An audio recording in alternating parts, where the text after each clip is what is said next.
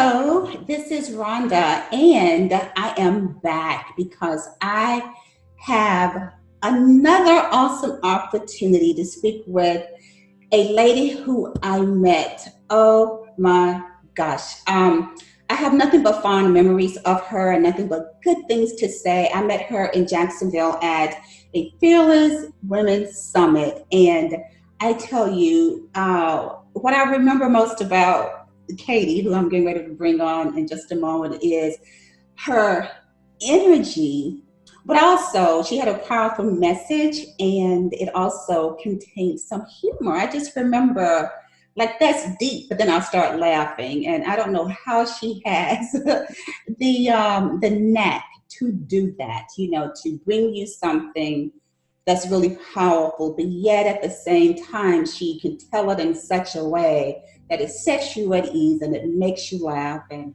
it's very, very memorable. So I am delighted to talk to Katie because in this series of women who dare to dream, I just knew that she would be one of the women that I wanted to spotlight because she has done some amazing things and is continuing to do just that. And it truly warms my heart to be able to share her with you all today. So Katie, welcome, welcome, and Thank welcome you. again. Good to be here with you, Rhonda, of Yeah, course. yeah, yeah. We're back again. We're back again. Yes. There's a connection happening here for Okay. some purpose. Yes, yes, yes, yes, yes, yes. Because all of the women at the summit, we didn't connect with everyone, right? Right? That was a truly, truly that was an amazing day. We saw so many things happen in that conference room that we didn't think was going to happen. I know I did some things I didn't plan on doing, like raising that money for that girl and all that kind of stuff. So we saw some things happen, but for you and I to still be connected, and I think that's just a testament of what was supposed to take place and of this moment right here. So, all right, so we're talking about women who dare to dream. Yes. Tell me, Katie, what is a dream of yours, or what is one dream that you've accomplished? Well, I have accomplished my dream of establishing my ministry and my nonprofit. And, Beautiful, the beautiful. ministry, of course, is because of the call of God and the pull of God that He had on my life. But in that process of Him calling me and preparing me Mm, and developing mm. me, He did that through going out in the mission field and going into third world countries and into all kinds of environments and doing missions and ministering to people with just raw material. You didn't Wow. have anything to work with Mm. but your surroundings and those who were harsh surroundings. But you had to bring the word in such a way that they could relate to it, which through a different culture than you were in, but also have hope in dire situations. And that did so much for me. It caused such an impactful shift and changing that happened in my life. And as I would go back and forth, I would come back and I said, Lord, if only if only this had been something I had experienced earlier in my life, how much more further along would I be, or how much more impactful would I be, or how much more could you have used me? Oh And wow. because of that, Mm. I he released me to say, well, I'm going to let you go forth in not just serving in other ministries and serving. I'm going to allow you to establish a ministry of your own. And in that, I want you to do what it is that you have in your heart. And what was in my heart is that I want to reach back to younger people Mm. and give them what I felt I missed Mm. before I got to this place in you, so that they can have a better start, or they could be further along as they begin to have experience with you. And so not only did I start my ministry, KN Ministries, but I also added an arm or a branch to that, or a department to that, called Mission Possible. And it is a playoff of Mission Impossible. Yeah, yeah, yeah. I And, saw that. uh, Yeah. and it also was tied to the fact that I was birthed out of and birthed through the processing in the mission field. Mhm. And in that process, what it made me know is that the call that God had on my life and has on my life is possible for me to do, even when I don't know that it's possible, even when I don't believe that it's possible, and even when I look at me and I can't see how it would be possible, it still is going to come to pass because it's all in his hand and it's all in his control, and it's all according to the plans that he has designed for my life. And so I wanted to go to young girls and make them to know that there is a mission assigned to you that has absolutely nothing to do with the experiences that you've had in life thus far. Right. This was said about you and spoken about you before you were ever even conceived in your mother's womb. And it's a plan that if you connect back with your Creator, if you connect back with God, if you know his son Jesus as your Lord and Savior, and seek him for what he has planned for your life, this is the thing that will alter the past of your life, no matter what environment you find yourself in at this time. Because so many of our socially economic deprived young people who live in our socially economic deprived communities, think there's no hope, think that there's no way out. Because all they see is what they see in front of them, and they really have had no other vision or view to pull from. And so that was another key thing about going into the mission field for me, was exposure. I too was limited in how much I had seen up to that point.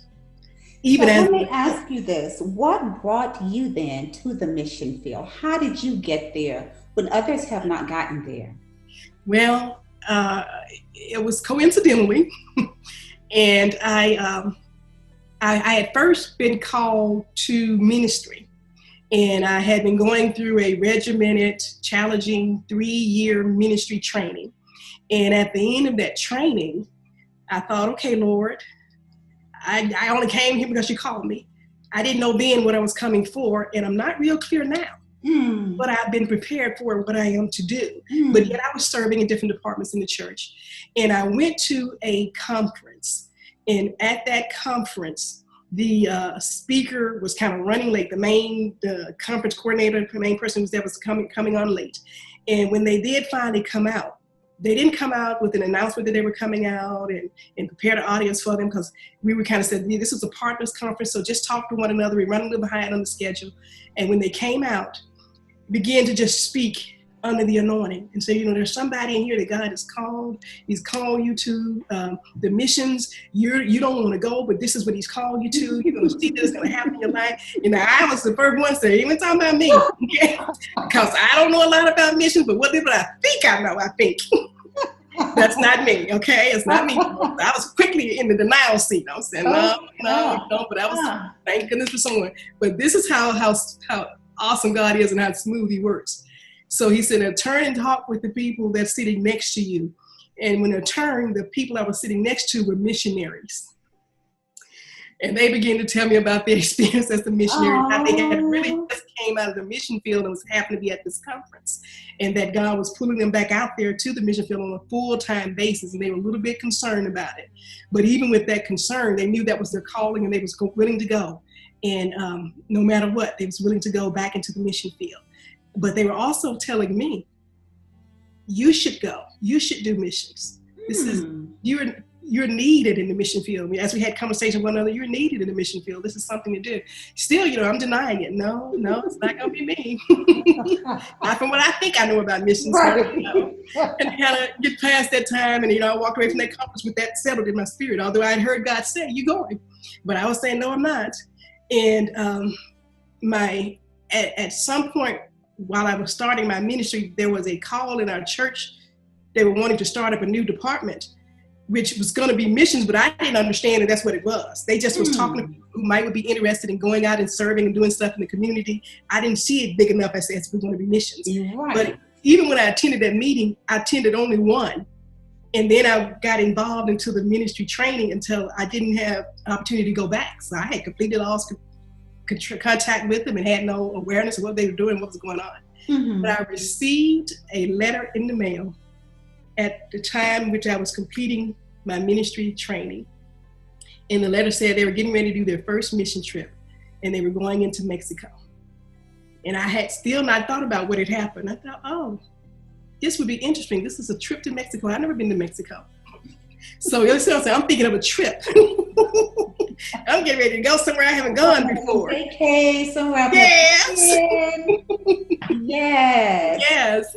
But I responded to that letter, and I ended up being a part of the team, the very first team that the church was sent out as a mission group to Mexico. And we went in a 15-passenger van, 15 people who didn't understand missions either, and who I thought what I was thinking we were going on a trip. So we packed like we were going on a trip. We had all this big old luggage and stuff. And so, and the trainer didn't say anything to us about it. He let us bring all that luggage with us. The training was going to be in the experience. That's how I think back on it. I think he was very clever and smart in how he trained us. And so he let us pile all that luggage into that van as tight as we piled it in. It took up a whole seat of this 15-passenger van. Mm-hmm. Now 15 people still have to get in it. And so we just stacked up on one another, did that 10-hour ride across the border to Mexico, stuffed and tight and hot and squeezed and frustrated and wore out. And when we got there, we immediately started to work. Look at that. Yes, we didn't even get a break. And it was hot because we went in August, and we were walking the hot pavement and cement doing door-to-door evangelism. But it was some powerful stuff happening in that. It was some powerful stuff happening. God was up to you. It was really some powerful stuff. We were praying for people. They were giving their lives. They were getting deliverance at their home. And then we would invite them to come out to the night service of the partner church that we're going down to do missions with. And so we've been out all day. We didn't get a chance to stop, eat, or anything. I can't recall. I think they had us a lunch while we were out and about. And then we went straight into that night service from coming off of the door-to-door evangelism. Mm-hmm. We walked into the church. The whole church body was caught up in the worship service. Mm-hmm. And it was going on, and it was all out prostrate. They were on their knees. They were laying on the floor. And it was like, we were just all consumed. Like none of us had ever seen anything like it before. And, and it was in Mexico, so they were speaking in Spanish, but there was a barrier broken mm-hmm. that happens in the spirit. Mm-hmm. It separated that inability to communicate to where Yes. you knew by Okay. spirit to spirit what was going on and what was happening. You were familiar with that sound and with that music. And we immediately came in and just got into the presence with them. But we was exhausted, hot and sweaty and smelly, okay? And dusty. We have been out all day. And we must have been looking like it, because the pastor looked back at us, and he was up and started ministering in the midst of all of that. And he said, I want that team from Dallas who's out here doing missions to come up to the front, and we're going to pray for them. Oh. And we needed it, because we were a mess. Oh. A whole lot of ways. Physically, mentally, spiritually, everything's happening. And as we went up and stood at the altar, and he was going down the line praying with all 15 of us, and as he was praying and laying hands, they were dropping to my right one by one. And while they were going under the anointing spirit, he was praying and prophesying over them, I was still talking to God about how I'm not going to ever do this again. This is the last trip I'm going on. So you thought, right? Yes, so I thought. But by the time he got to me, he just simply said, and I was having this conversation, God, I'm not ever coming back here. This last trip I'm going to make. This is it. I'm not going to do this. I don't know what I was thinking. This is crazy. And when he came down to me, he simply said, you were supposed to be here. That's all he said. Completely changed the trajectory of my life. Oh my gosh. But wow.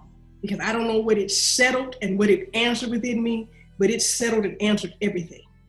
And it was from that day forward that I was hooked on the missions. And I was at every trip and every opportunity we had, and progressed in that department to where I even became one of their senior team leads who trained and developed and put together teams and took people out into the mission field and carried on the tasks and assignments of the mission field. So God orchestrated that thing so tremendously. That is just, that's remarkable that you can look back and you can see the day all of that happened, even with your resistance, you know, and you're saying, that's not me.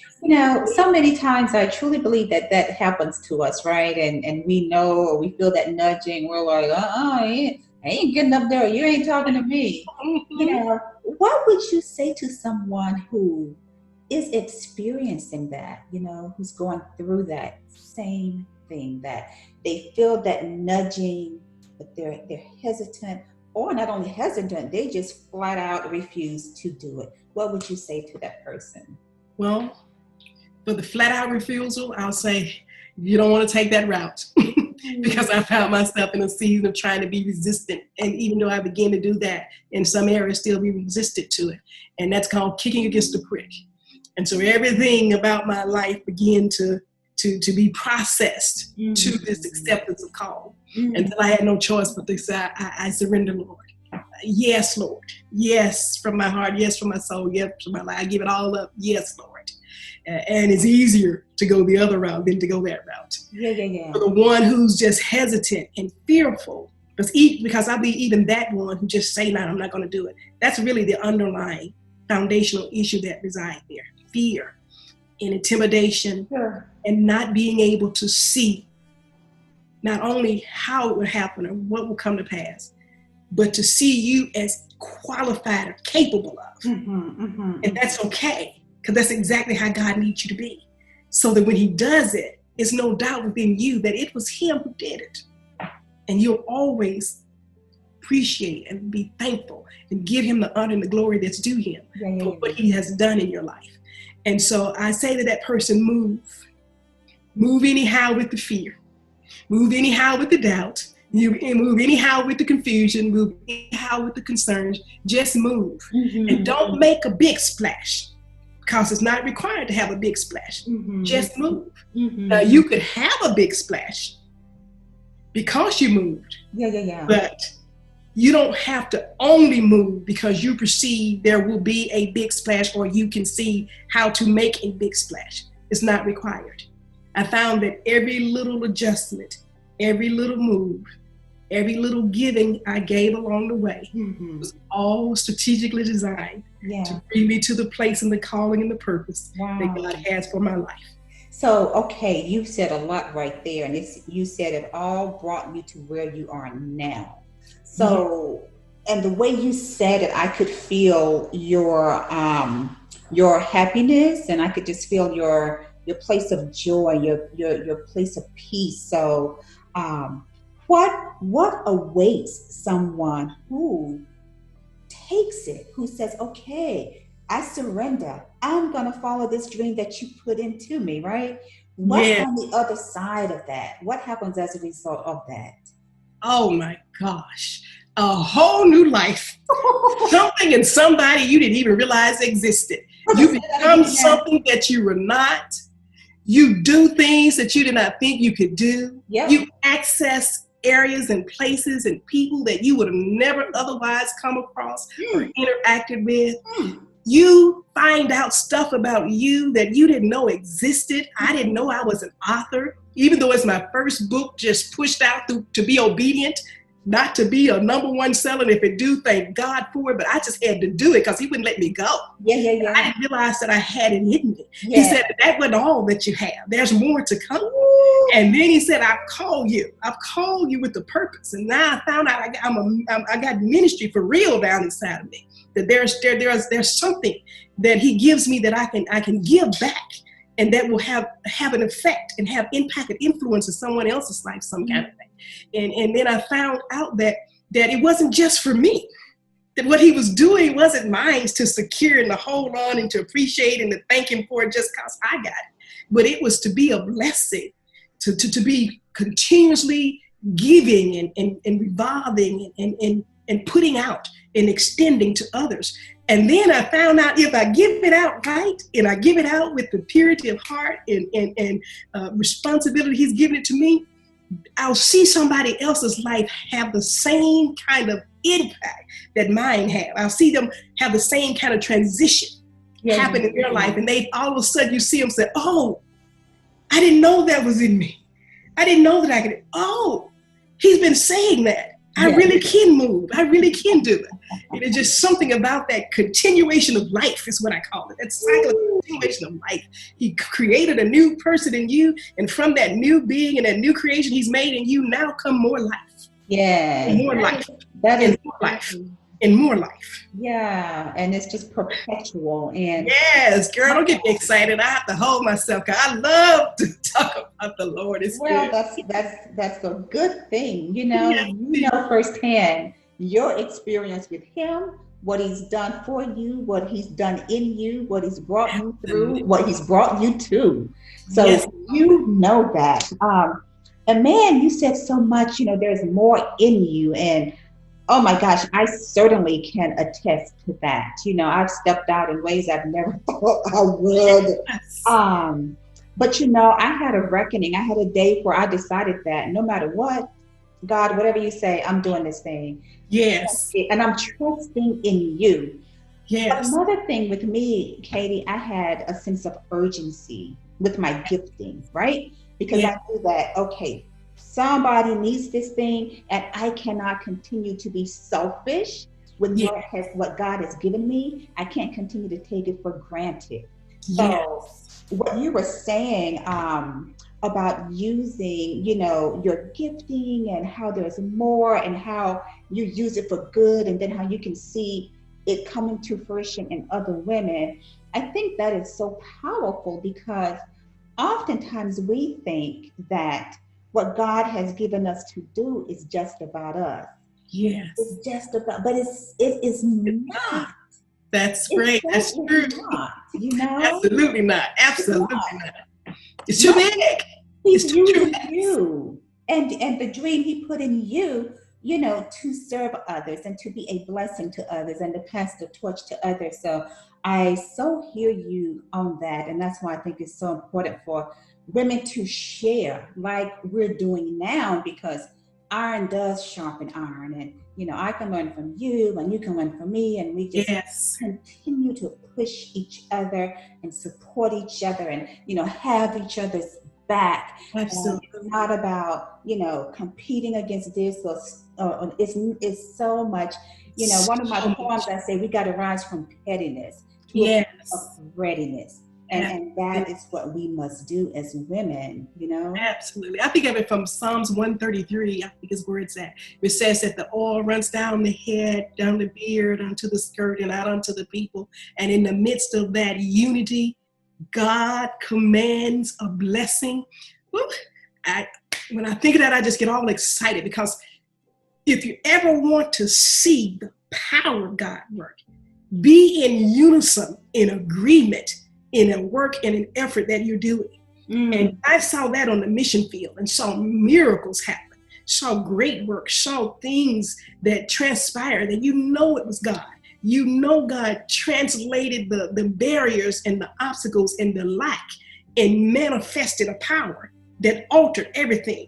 And if you never see him again, you and they confirm with some kind of connectivity of look or something that you Right, had in right. the moment that made something just happened and something Yeah. changed forever.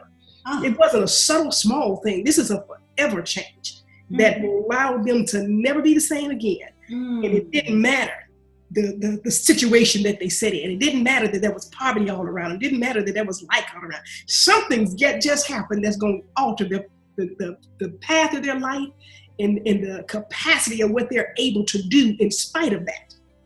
And so that's why we have to be on one accord. That's why we have to be sisters in Christ. That's why we have to love one another.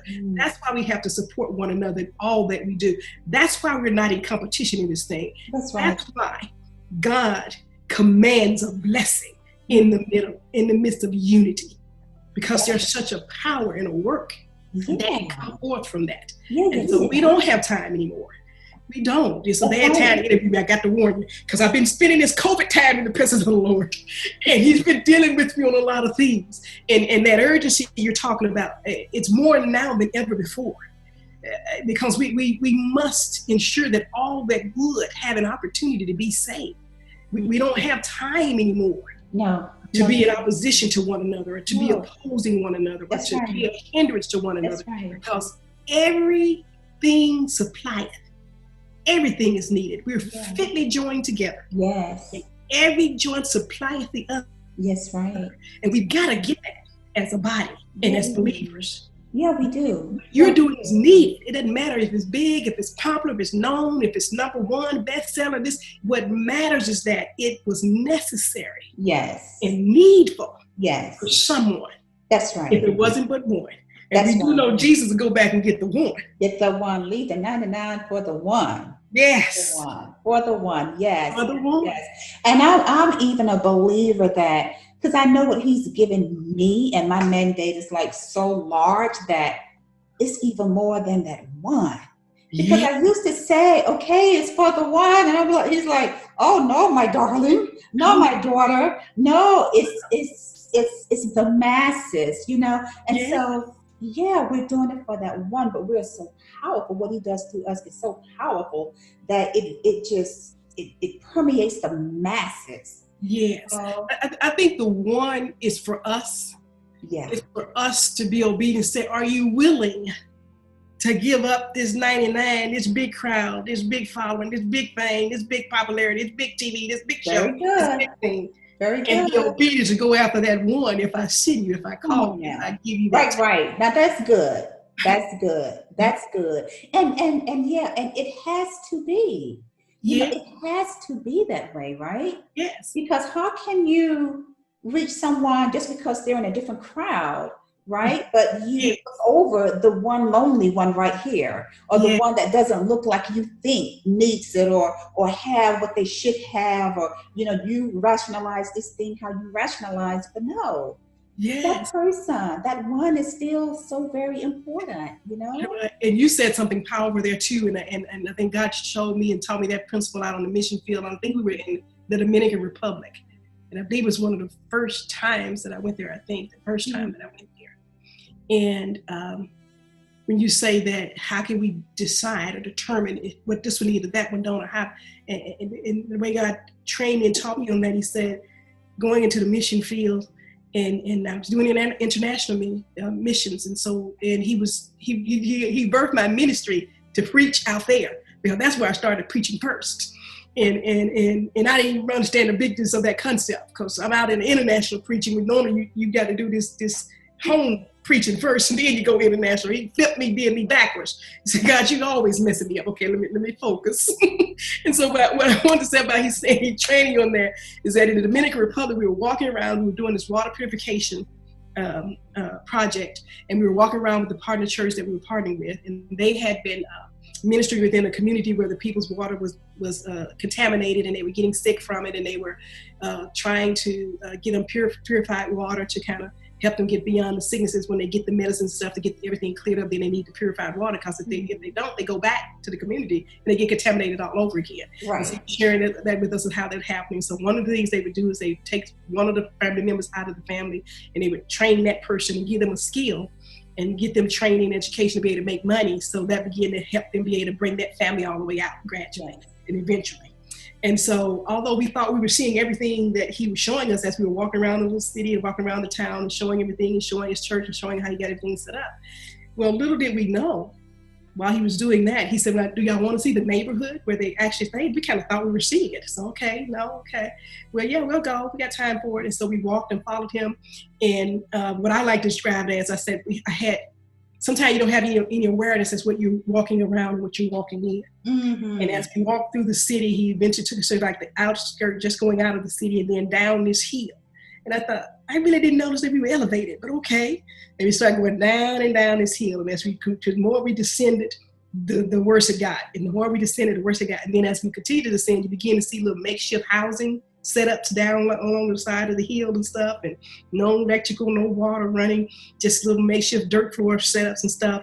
And then as we got down to the bottom of the river, down that hill to the river, where the river was, you could see people out there bathing and watering their animals and defecating, doing everything they do, because everything takes place in that water. Yeah. And that's how you see the contamination happen. Yeah. And I was like, oh my God, this is the Lord.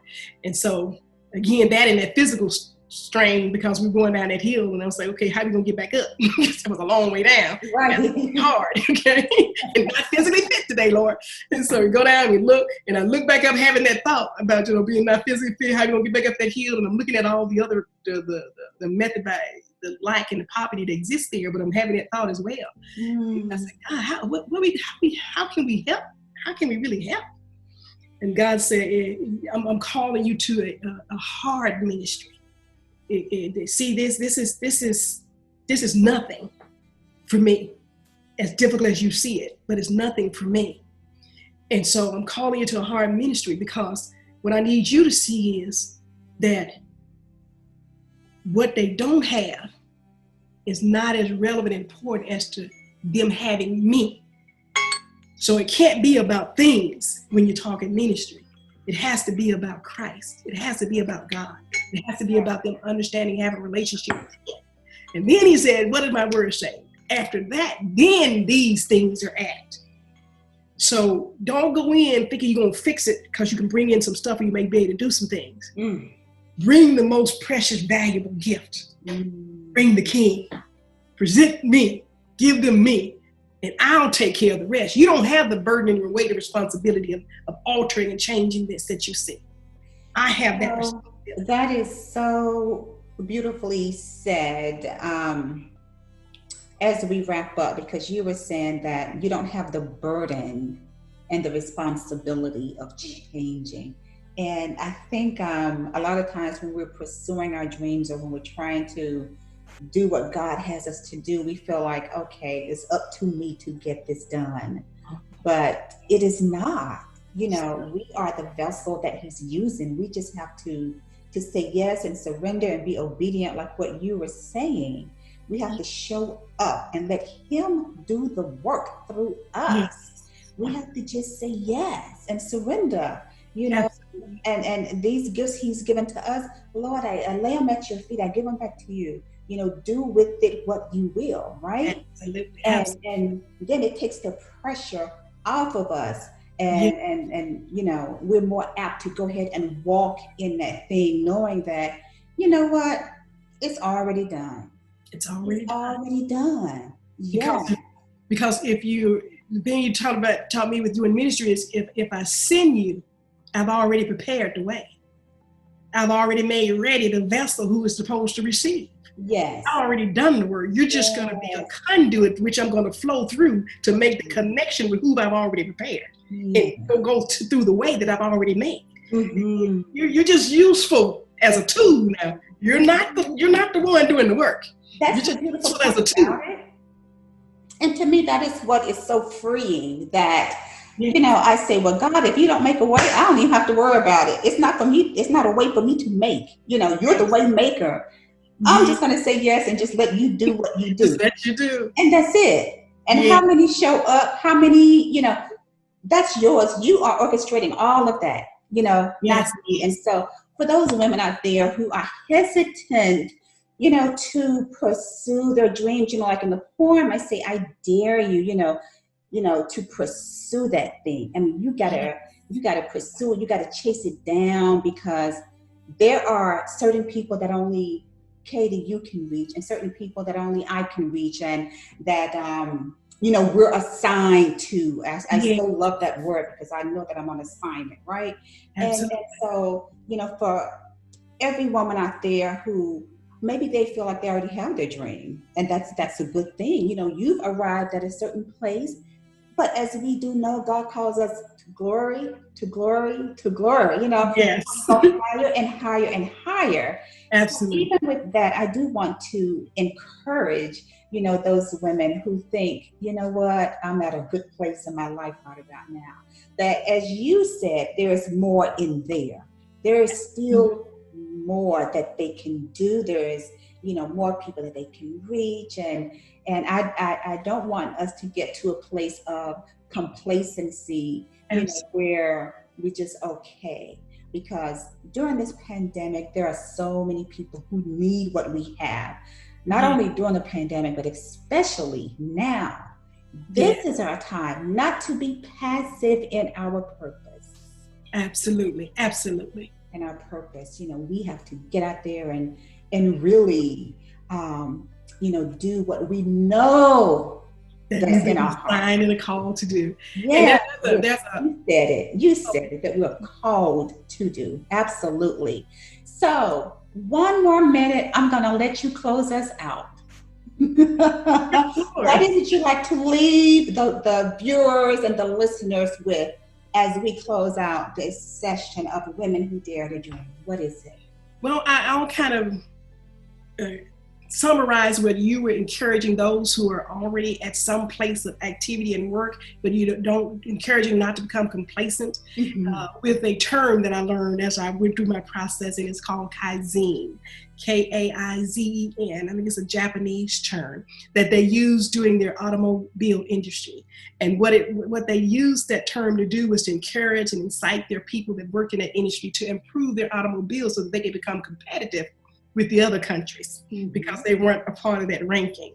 And what it means is that although they had the automobile industry functioning and operating and making cars, they went back and they looked at everything.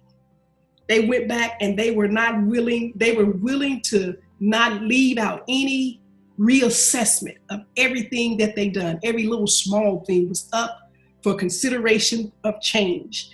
And if there was an idea or a new view or a new perspective that could be implemented at that little small point or at the bigger point, they used it, they implemented it, and they used every idea and every effort of every person involved in their industry to do it and completely change the competitiveness of their industry during that time. Oh, wow. And they became a part of that competitive level of other countries. What I'm saying to you, women of God, if you already got some level of establishment, reassess that thing, especially now. Go before God and ask Him, what's the pivot in this season? What are you up to at this hour? What am I to do? You shut it all down. When things come still like that, that usually means that we're in a still, quiet place with the Lord and He's talking. He's talking. What should I be doing? What should I be changing? What should I be enhancing? What should I be improving? What should I be giving up? What should I be stopping? What should I do differently? What is going to be required after this? Very good. And how do I prepare myself and get myself ready for it? Yeah. This was for a season. Now comes a new season, a new kind of thing, a new way of reaching people, a new way of ministering to people, a new way of implementing and acting. What should I be doing? And how should I implement? And what should I do at this time? And I tell you, you're going to find Him talking to you about something different, not something other than, but something different, because He builds on the foundation that He's already established in you, that sure thing. That's why you feel comfortable enough to be complacent in it, because it's good. Yeah. It's working. It's supplying. It's okay with you, but not in this hour. There's a greater mandate on that thing now to impact and influence and to go forward and to reach a multitude. Because all of the earth is moaning and groaning for the sons of God. And we are the sons. We are the called. We are a part of the body. We are the believers. We must answer to all of the world. Wow. So you can't be at this place and be able to answer all the world. You got to elevate. You got to increase. You got to magnify. You got to restructure and re-strategize. I got to rethink that thing. How do I go out this way this time, God? I mean, look at where we are now. We're Zooming. We're free conference calling. Yeah. All kinds of new methods and ways of doing it. You take your Facebook and look at it different than what it was. Take your Instagram and look at it different than what you're doing on it. It's time to do something for the kingdom to reach the world. But you got to use all of the resources God is giving you in this time, in this season, in this hour to do it. That is just, listen, there's nothing to be said after that. I mean, you summed that up so beautifully. Reassess. I mean, so many just powerful nuggets, very good takeaways that, women can definitely use and to meditate on and to think about. So I want to wholeheartedly and sincerely thank you for taking time out of your day and your ministry and your good work to impart some words of wisdom and to be able to share with other women. And thank you for, being a woman who dares to dream big, bold dreams. And Yes. your energy is truly contagious. Your smile and your whole persona would definitely draw people to you. And I wish you nothing but, Godspeed and great success in everything that you do. And to our viewers and our watchers, listen, this has been another wonderful interview with a powerful, mighty woman. I mean, you heard her, Katie Newborn, she's just amazing. And wow, I will definitely tell everyone how to contact these various women, should you feel so, you feel the desire to do so. So with that, Katie, thank you Thank you. again. Well, thank you for having me. It's an honor, a pleasure to be with you, woman of God. Much love. I'm excited about your new thing. Go forward. I know God's going to do this for you. Much love. Oh my God. Much love. Not only for me, for you. Absolutely, I receive it. For his I receive it for the kingdom. All right. Thank you. Every life is precious.